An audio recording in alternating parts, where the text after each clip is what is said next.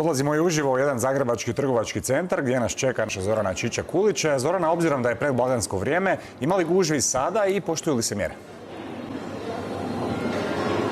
Pa evo, sada u ovom trgovačkom centru gužvi na kakve smo navikli zapravo i nema. Nisam ih ni primijetila danas tijekom snimanja. Ispred pojedinih trgovina čekalo se u redu zbog ograničenog broja kupaca, a koliko su disciplinirani bili i kupci i trgovci znamo i večerašnji gost, koordinator za poslove civilne zaštite, gospodin Darko Majstorović. Dobra vam večer. Evo, prvi je dan strožih mjera. Što su pokazale kontrole? Dobro večer, pozdrav vama i vašim gledateljima.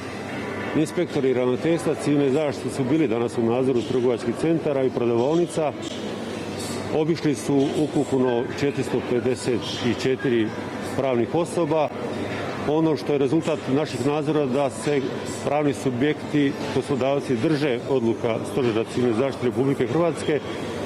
Moram reći da su podaci do 16 sati i da pojedinim županijama inspektori sada nadziru pravne subjekte. Ali što ste uočili, koje nepravilnosti, odnosno što je ono što najčešće ne poštuju građani, a što je ono što ne poštuju trgovci? Je li bilo toga danas? Evo, danas smo uočili najčešće nepravilnosti da se u pojedinim prodavaonicama nalazi veći broj osoba nego što je to po kvadratima određeno i propisano.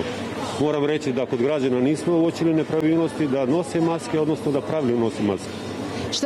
Koji je proces bio nakon što ste utvrdili da ima povećan, odnosno veći od dozvoljenog broja kupaca? Da li ste pisali kazne ili upozorenja? Moram reći da je od ukupno 454 obiđenih objekata upozoreno njih 37, dok je za 2 pravna subjekta će biti pokrenut prekršajni postupak.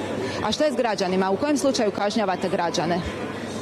I građane i pravne subjekte, kada smo analiziramo današnji dan, mogu slobodno reći cjelokupnu našu analizu, da najveći broj građana u biti poštuje mjere stožera.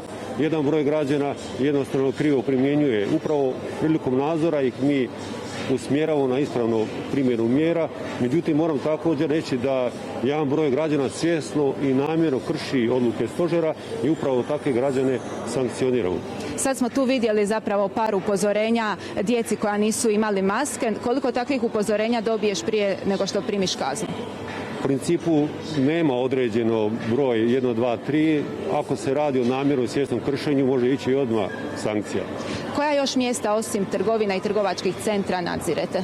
Osim trgovačkih centara, naš fokus je na tržnicama, na javnom prijevozu, na javnim prostorima, ali ovom prigodom moram se zahvaliti i dobronamjernim građanima koji svakodnevno na 112 i na drugi način dojavljuju civilnoj zaštiti kršenje odluka mjera od neodgovornih građana i moram reći da mi svaku takvu dojavu provjeravamo. I evo, za kraj slijedi i ovo predblagdansko vrijeme, kupnja. Možemo očekivati veće gužve. Koja je zapravo vaša poruka građanima? Upozorenje možda? Pa moja pobjeda da jedino možemo zajedno pobijediti koronavirus i da budemo odgovorni. Evo, hvala vam na razgovoru.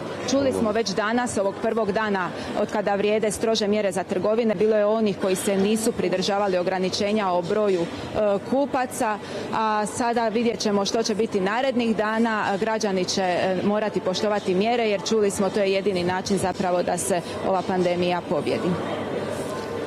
Bila je to Zorana Čičak-Kulić.